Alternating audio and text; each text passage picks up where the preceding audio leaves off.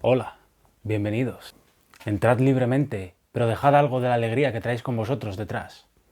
Venid, venid, venid conmigo, pues nada malo os pasará.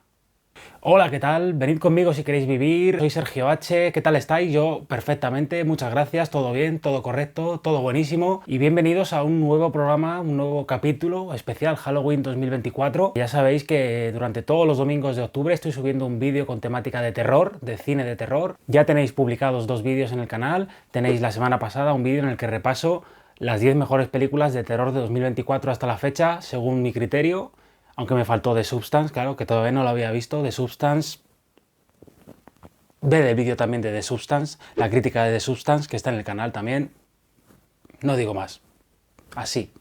sin palabras. Tenéis también un vídeo, un top 10 dedicado a John Carpenter. Hablo del maestro Carpenter y cuento mis 10 películas favoritas. Es hasta ahora el vídeo menos visto del canal. ¿Qué pasa? ¿Que no os gusta Carpenter? ¿No os gusta el terror? Pues ir a verlo también. Así que vamos rápido con el tema de hoy, que es muy especial para mí. Tengo muchas ganas de contároslo. Espero que os guste el vídeo. Y bueno, no lo he dicho, pero bienvenidos a Contraplano, claro que sí. El canal de cine hecho con el material con el que se forjan los sueños. Venga. Bueno, pues el vídeo de hoy, ¿de qué irá el vídeo de hoy? ¿De qué puede ir el vídeo de hoy? Bueno, evidentemente tú ya lo sabes porque lo has visto ahí, has visto el título. O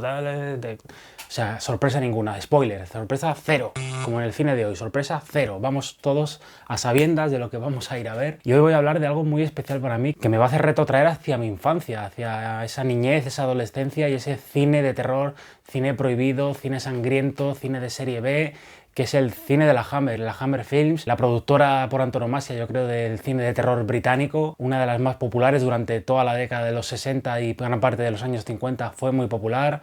con revisiones de mitos del género de terror, como sobre todo Drácula y Frankenstein, con películas muy baratas, películas digamos de serie B en esencia, pero con muy buenos actores, muy buenos artesanos, directores, técnicos, que sabían hacer muy bien su trabajo y que sacaban el máximo rendimiento al poco presupuesto y hacían unas películas muy lucidas que a día de hoy se han quedado pues como lo que son buenas piezas de orfebrería, de género de terror para pasar un buen rato, y muchas de ellas destacan y son grandes, realmente grandes películas de la historia del cine y muy importantes. Va a ser un recorrido digamos más de recuerdos, de sentimientos. Ya os digo, para mí la Hammer desde muy pequeño es muy especial. Mi padre no me dejaba de niño ver estas películas porque no quería que yo viera pues, películas de terror y todo eso, y era para mí algo como algo prohibido, algo oculto y algo misterioso, y cada vez que me cruzaba en la pantalla, estaban poniendo por la noche alguna película, yo que sé, en Calle 13 o alguno de estos canales, que yo creo que a día de hoy ya no queda ninguno, y me encontraba ahí con la figura, con la impresionante figura del conde Drácula, de Christopher Lee en pantalla,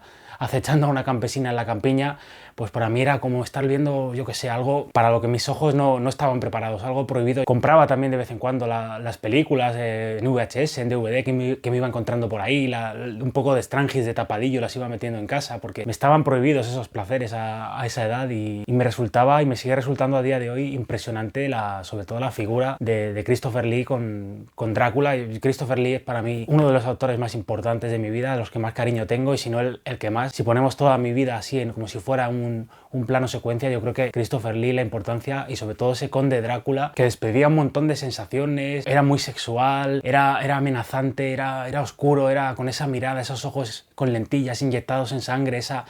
presencia, ese carisma, me asustaban, me acojonaban, o sea, dicho así de esta manera. Incluso a día de hoy, cuando veo una película de Drácula de Christopher Lee, la que sea, cada vez que sale en pantalla como que me tenso, me sigue produciendo esa sensación de terror, de tensión, que luego digo, vale, si es Christopher Lee, si es tu amigo, si lo conoces de sobra, si es un tipo inglés, bonachón, que le gusta la buena vida, pero no, cuando se vestía de Drácula, cuando se ponía la capa, era realmente amenazador. Presencia, claro, la de Christopher Lee, que no estaría completa sin su compañero, su amigo del alma. No sé a qué crítico le voy a decir que eran los zipizape del cine de terror. Su amigo del alma, Peter Cushing, claro que sí, igual de grande que Christopher Lee, grandísimo actor británico también. Dedicó su vida sobre todo al género de terror, a protagonizar todas estas películas de la Hammer. Cada uno protagonizó pues más de 20 y tantas películas para la Hammer durante un periodo de pues unos 16, 18 años, una cosa así. O sea, un montón de películas se rodaban en cadena, se rodaban, pues prácticamente acababas una y empezabas a rodar otra, y si en esta habías hecho de, yo que sé, de doctor, en la siguiente hacías de profesor, o un extra que hacía de campesino pasaba a hacer de posadero, y se iban cambiando los directores, tenían varios directores de la casa, y era todo como un cine muy barato realmente,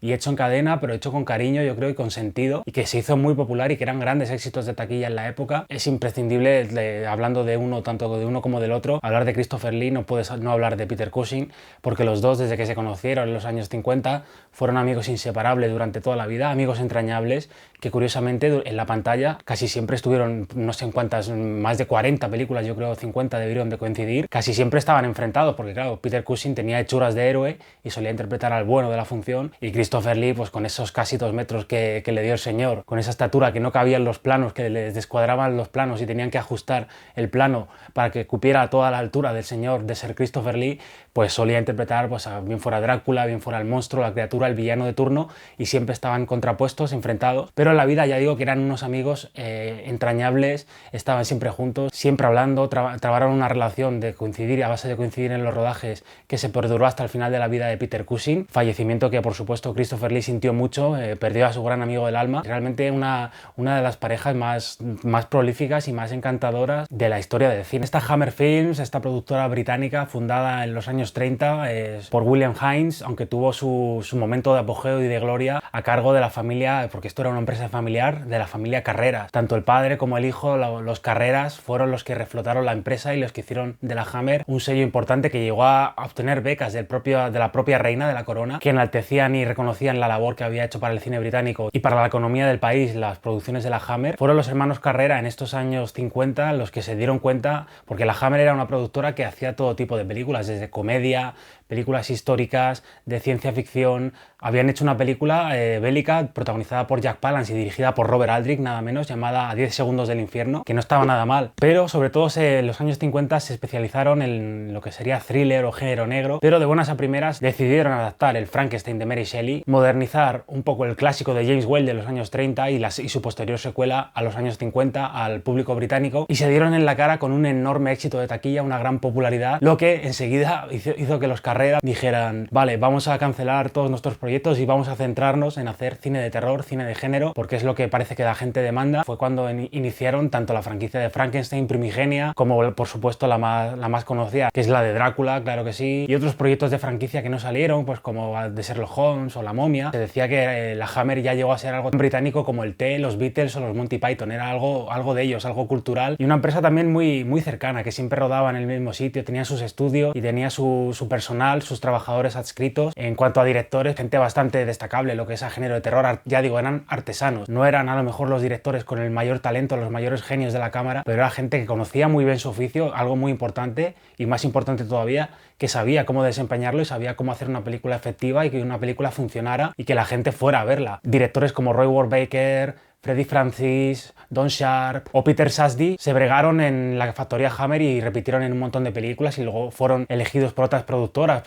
como la Amicus, la productora Amicus, que sería la gran rival en cuanto a cine de terror, la que fue creada en los años 60, rebufo de la Hammer. Pues se fueron bregando en todo este cine de terror, pero sobre todo, claro, una figura tan importante, yo diría que como sus dos grandes estrellas, es claro que sí, la de Terence Fisher, el director, que llegó a hacer casi 30 películas para la Hammer y que hizo la primera hornada de obras maestras del género de terror, como el primer Frankenstein, el primer Drácula y su secuela, El perro de Baskerville o La novia del diablo. Terence Fisher imprimió el carácter y lo que sería el cine de la Hammer, y por lo que es recordado a día de hoy, este sí que era un gran talento y era un artesano que conocía a la perfección cómo hacer su trabajo, y la importancia es vital porque los más grandes films de la Hammer, los más laureados, estaban a su cargo, estaban dirigidos por él, y siempre que había un problema, siempre que una película no lograba salir adelante, rápidamente los Carrera llamaba a Terence Fisher para que desfaciera el entuerto, porque realmente era el solucionador, y gran parte de la importancia de que la Hammer haya pervivido a día de hoy y que sus películas se sigan viendo y se sigan laureando, algunas de ellas como obras de culto, sin duda la culpa la tiene Terence Fisher, el maestro Fisher, gran director. Pero también, no poca menos importancia, tiene también, por ejemplo, las labores musicales de James Bernard en las partituras de la Hammer. Si recordáis, si habéis visto alguna vez alguna película de la Hammer, esa música que tenía, que rápidamente te metía en situación, te creaba esa tensión, te creaba ese ritmo, ese vigor, y realmente te hacía ponerte de los nervios y pasar terror. Pues bien, la mayoría de esa música inquietante corría a cargo del maestro James Bernard, que también colaboró en casi 30 títulos con la Hammer. Imprescindible es que ya oigo en mi cabeza las melodías de esas persecuciones,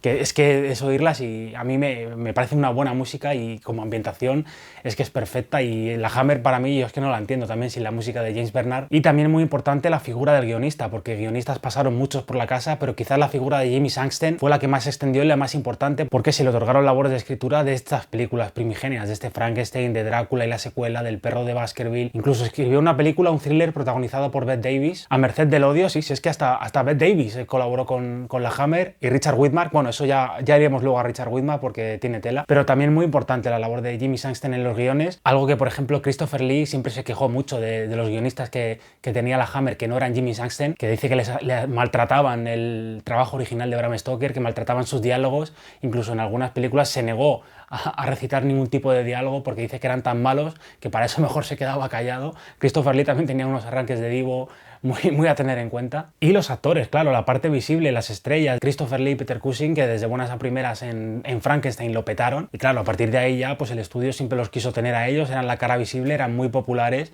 asistían a un montón de presentaciones, de premiers. Hubo una presentación en un pub de Sherlock Holmes en Londres cuando el perro de Baskerville y eran realmente eventos multitudinarios y la Hammer sacaba mucho provecho de ellos. Luego hubo una época, sobre todo cuando llegamos a los años 70, que un poco estos actores les estaban empezando a parecer apolillados y viejunos a la Hammer y los querían cambiar por otros actores más jóvenes, mujeres más atractivas, pero no, ningún actor tuvo el carisma ni tuvo la fuerza y el empuje, vamos, ni siquiera se acercaron que Christopher Lee y Peter Cushing. Pero bueno, otros buenos actores característicos se dejaron pasar por aquí, ya digo, repetían en un montón de películas con diferentes roles característicos, actores como Ralph Bates, Michael Gough, que luego hizo de Alfred. ¿Os acordáis del Alfred de las primeras películas? Pues ese era Michael Gough, que hizo unas cuantas para Hammer. Oliver Reed, la estrella de cine, también participó en alguna película para la Hammer, ya lo he dicho, Bette Davis, Jack Palance, Richard Widmark, que llegó también ya casi para destrozar la Hammer por completo. Actrices muy buenas como Barbara Shelley, o luego en los 70 intentaron promocionar a actrices muy guapas, muy atractivas, ya querían llegar a los jóvenes también por el tema de la sexualidad, lo desinhibidas que eran las películas y los pronunciados que eran los escotes, los vestidos que llevaban las actrices, a actrices como Stephanie Beecham o Caroline Munro, que luego fue chica Bond, pero la equivalente femenina, no equivalente porque son dos astros, son dos gigantes inalcanzables, a Lee Cushing en mujer sería Ingrid Pitt, una actriz de origen polaco que luego su carrera, más allá de protagonizar varias películas para la Hammer o incluso compartir cartel con Christopher Lee en El hombre de mimbre, todo un éxito, todo un clásico de culto del cine de género británico, pues fue quizá la mujer que mayor empaque tuvo en películas de la Hammer y cuyas participaciones más se recuerdan en películas como La condesa Drácula, donde interpretaba a esta condesa Elizabeth Bathory, la condesa sangrienta, o Las amantes del vampiro de Roy Ward Baker, donde era una de estas vampiras sáficas, ¿no? con Peter Cushing por detrás de cazavampiros, y una mujer igual de una belleza increíble que ha quedado como icono de la Hammer, del género de terror, vestida con esos colmillos de vampiresa en alguna de estas películas. También se fue dejando caer por películas de más bajo prestigio y calidad de diferentes filiales, como la Amicus que he comentado, algunas de estas, y su carrera luego ya no tuvo mayor trascendencia, pero bueno, fue quizá el gran mito femenino de la Hammer, la gran figura femenina. Una productora importantísima en la cultura pop de los años 50, 60, 70 británicos, que por supuesto tuvo sus imitadores, el más destacado, el que he mencionado antes, Amicus, que fue cogiendo a directores, actores. Christopher Lee y Peter Cushing participaron en muchas de estas películas como Ahora empiezan los gritos, de Roy Ward Baker, La maldición de la calavera, de Freddie Francis, también con Christopher Lee y Peter Cushing, y sobre todo yo creo la mejor, muchas eran películas episódicas, películas de episodios de antologías de terror, la mejor que hizo Amicus de sobra, de lejos, era este Doctor Terror, que tenía a Peter Cushing como Doctor Terror y a una serie de personajes entre los cuales estaba Christopher Lee, que para mí no soy objetivo, pero su historia era la mejor de todas, la más interesante, y también contaba con Donald Sutherland, el actor recientemente fallecido. Pues Donald Sutherland hacía un papelito y Amicus quizá fue la más destacada de las imitadoras de la Hammer, una Hammer que tan rápido como creció al final acabó cayendo y que dejó su sello, dejó su impronta, remodernizó el género de terror, y mucha gente que vino después, pues gente como ya hablamos en otro vídeo, en el primero de Halloween, gente como John Carpenter, gente que ha venido después, incluso Stephen King, la literatura, Clive Barker, han bebido todos de este cine de la Hammer y lo han hecho suyo y han sacado algo después, algo completamente renovado, así que es un punto importante de renovación del terror. Entre ese terror de los años 30 y los años 40 llegó la Hammer a revitalizarlo, a darle un enfoque más terrenal, más en Technicolor, y la importancia a día de hoy de la Hammer está muy patente. Tengo este libro aquí, maravilloso, este libro de la Hammer Bold, que viene un repaso a todas sus películas con un apoyo gráfico, la verdad, muy profuso, muy interesante. Hay varios libros sobre la Hammer, hay alguno de los carteles, porque sus carteles eran espectaculares. Y bueno, venga, vamos a pasar ya a hablar de las películas, las esenciales, las de, oye, si quiero ver películas de la Hammer, ¿cuáles puedo ver? ¿Cuáles son las mejores? Pues ahora te las cuento, venga. Y de la primera, la importante que he citado antes, que es esta, La maldición de Frankenstein de 1957, donde un poco la Hammer por ensayos y error acabaron encontrando el éxito con esta modernización de la película, de la obra maestra de James Whale, claro que sí, sobre todo de la obra maestra de la literatura gótica de terror de Mary Shelley, un Frankenstein llevado al Technicolor de finales de los años 50, con Terence Fisher, como digo, a la dirección, y Peter Cushing, que desde el principio estuvo a bordo como Víctor Frankenstein, como el Dr. Frankenstein, además un Frankenstein un poco más oscuro, cuya saga de películas se logró apostar por su figura como villano, más allá de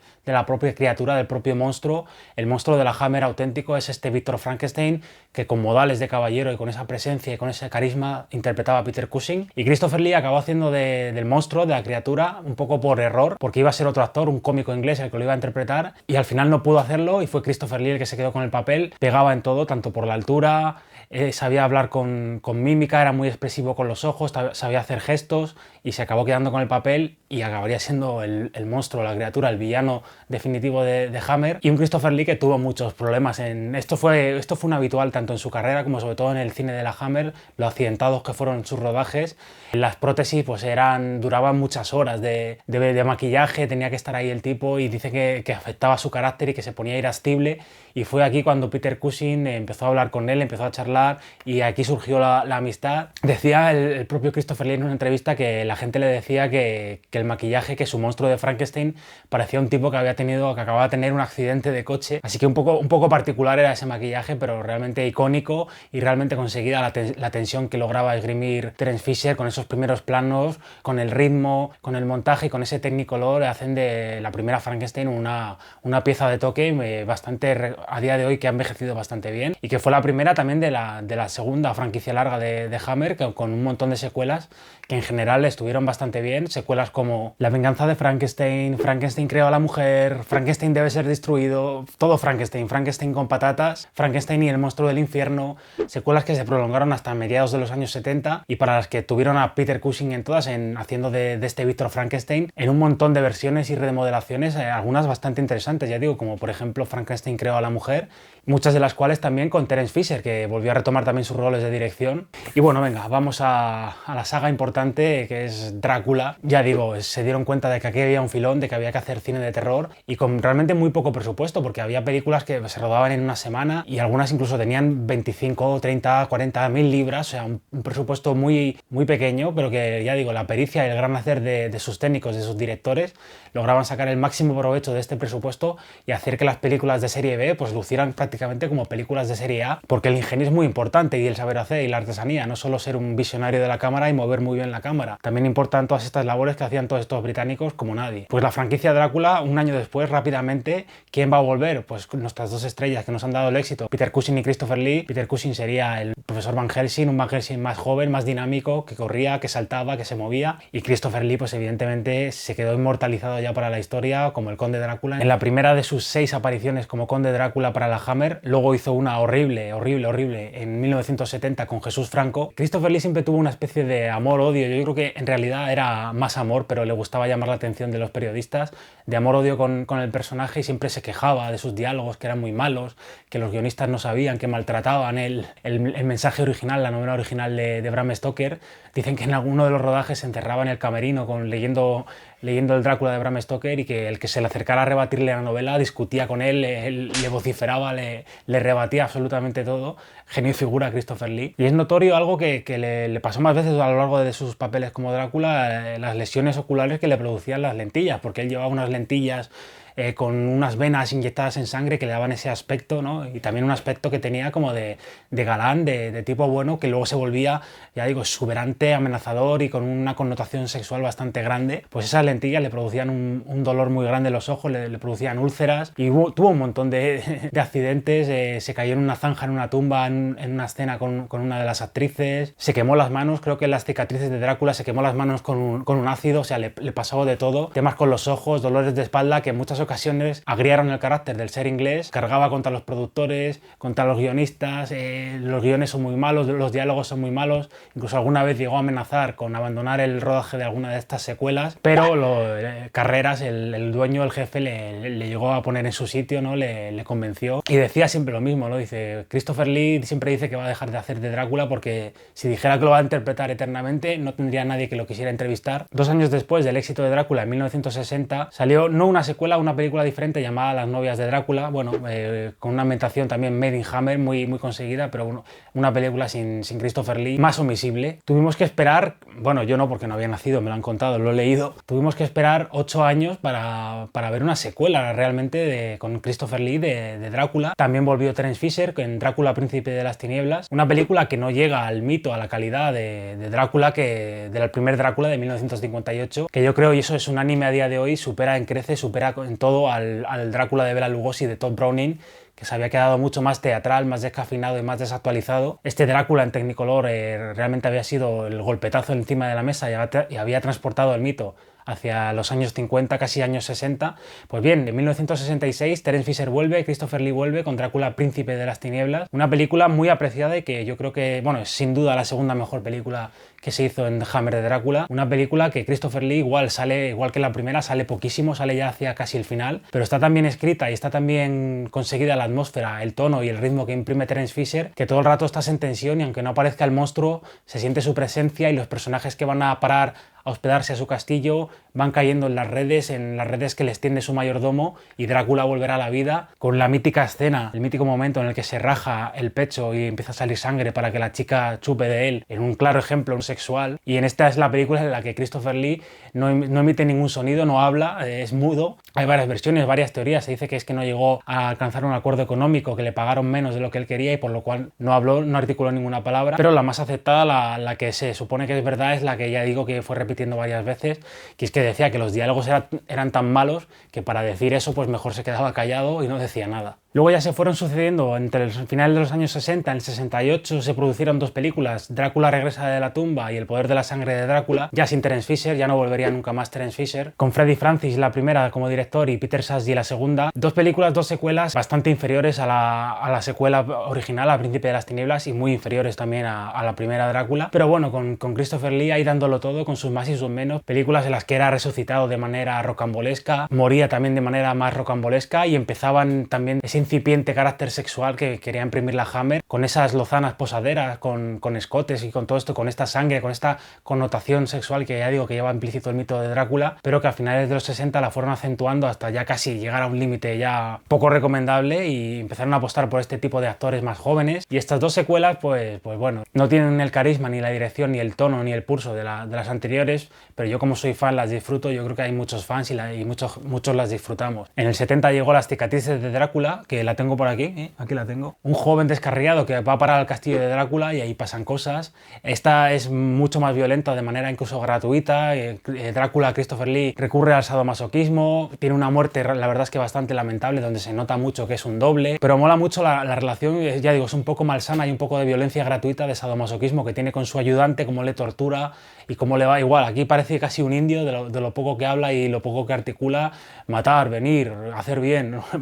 es impresionante. Pero no sé en esta película por qué, si por el maquillaje que utilizaron, como que noto su rostro todavía más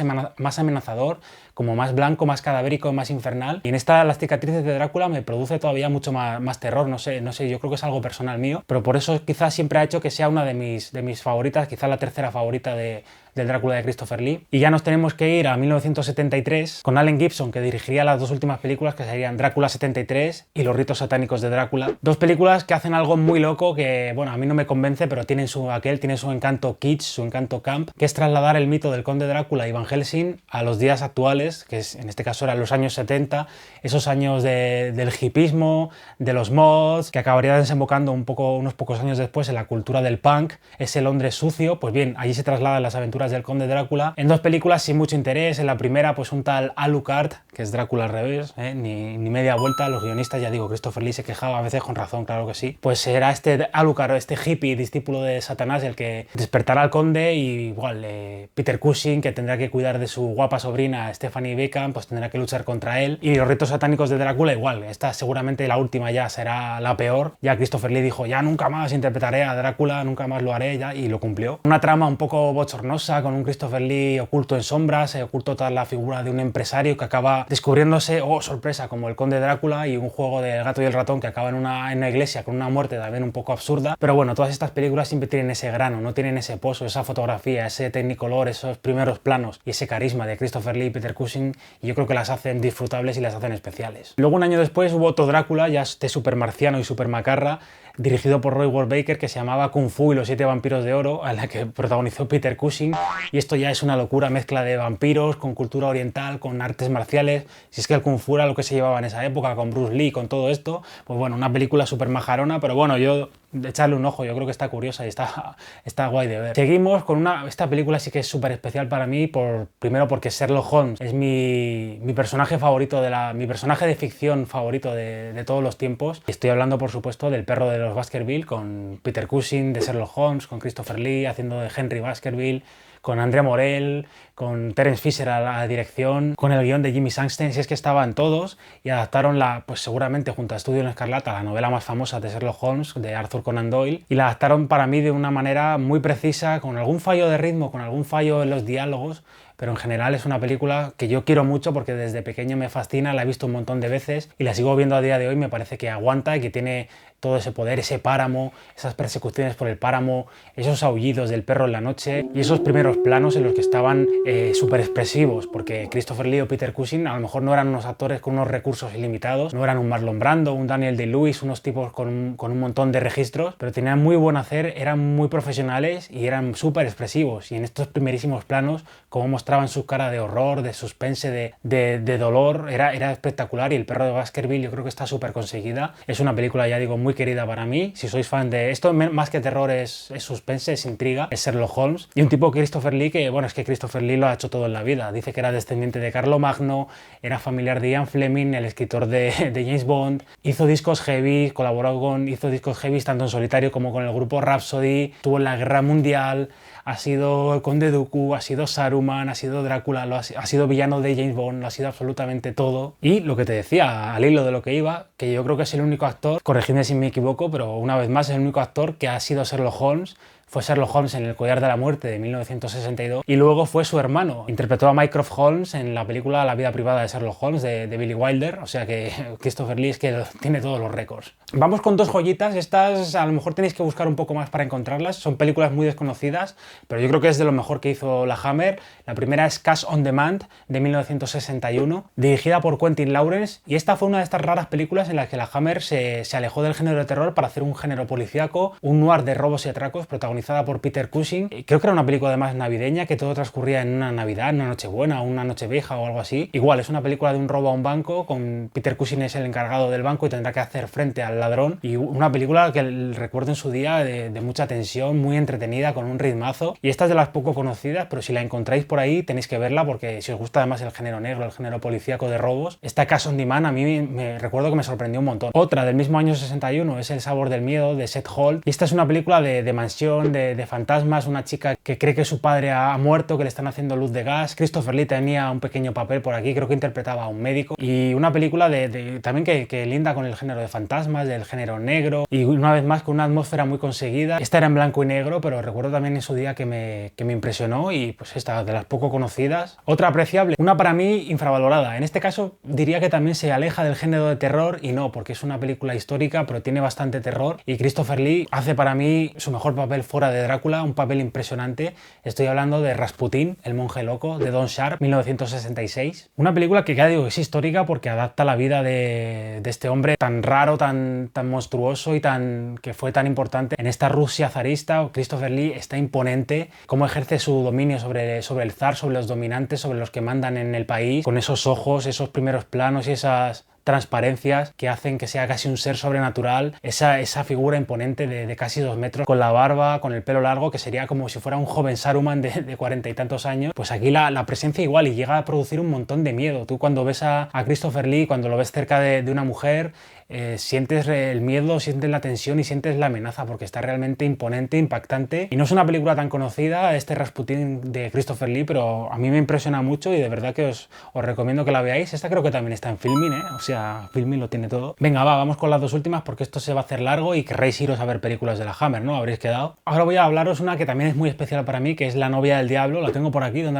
aquí la tengo. The Devil Rides Out, de 1968, una vez más de Terence Fisher, y una película muy especial porque Christopher Lee hacía de bueno, hacía de una especie de aristócrata, de un mago a los servicios del bien, en una película con una primera parte estupenda, llena de aventuras, que puede recordar al género de espionaje, puede recordar incluso a los cómics de Blake y Mortimer, estas películas de caballeros que se ven envueltos en un misterio, y uno de los amigos del grupo, uno de los amigos de Christopher Lee, ha entrado a formar parte de una secta del malvado Mokata, interpretado por Charles Gray, y sus amigos querrán sacarlo de ahí y combatir la magia negra que hace este tipo. Una película basada en la novela de Dennis Whitley, que Christopher Lee dice que era adorador e insistió mucho en que la Hammer hiciera esta película. Luego la Hammer no lo quería poner como protagonista porque era un papel de bueno, pero el escritor, dicen, Dennis Whitley, impuso, dice, si queréis hacer mi película, si queréis adaptarla, impongo que pongáis a Christopher Lee como protagonista. Luego la película se diluye con unos efectos especiales un poco extraños, cuando aparece el diablo en forma de cabra, y pierde un poco de fuerza. Es raro esto en Terence Fisher,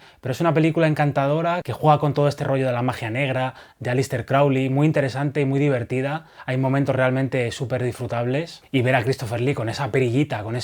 además haciendo un papel excelente al servicio del bien, es impagable. Tampoco quedó él muy a gusto con la versión final. Es una película que a día de hoy es bastante apreciada por los fans, pero en su día pues no quedaron muy satisfechos y decía que Christopher Lee quería hacer una versión definitiva con bajos cuenta y riesgo, que nunca llegó a hacer al final. Y la última que os voy a contar hoy, y vendría a ser pues casi el final de Hammer, prácticamente el final, es La monja poseída, de Peter Sykes, 1975. Esta no es tan buena como las anteriores quizá, pero es importante tanto que fue la última colaboración de Christopher Lee con Hammer, como que fue ya prácticamente la última película que hizo la productora. Estaba en una novela de Dennis Whitley y quedó tan desencantado, quedó tan enfadado el autor que prohibió que jamás se fuera a hacer una película basada en una de sus novelas. En este caso Christopher Lee interpreta a un cura, pero un cura demoníaco poseído por el mal, adorador de Satán, y para hacer el papel de bueno, haciendo de novelista, que se enfrentará a Christopher Lee, tenemos a Richard Widmark, toda una estrella de Hollywood, que dicen que fue un horror trabajar con él, un caos. El tipo estaba endiosado, hizo gastar un montón de dinero a la productora y habló pestes, habló fatal, pero aconsejó bien a Christopher Lee, le dijo que se fuera a California y allí le salió bastante trabajo, se hizo amigo de Jack Lemmon y todo, y acabó Richard Widmark prácticamente con la economía y con el bienestar de la Hammer. La película además fue un fracaso, había un montón de carga sexual, desnudos integrales de Natasha Kinski, la hija de Klaus Kinski, que era menor de edad, pues hay un desnudo integral bastante conocido. Es una película apreciable, igual que juega con los ritos satánicos, juega con todo este tipo de curas caídos, que a mí me parece muy chula,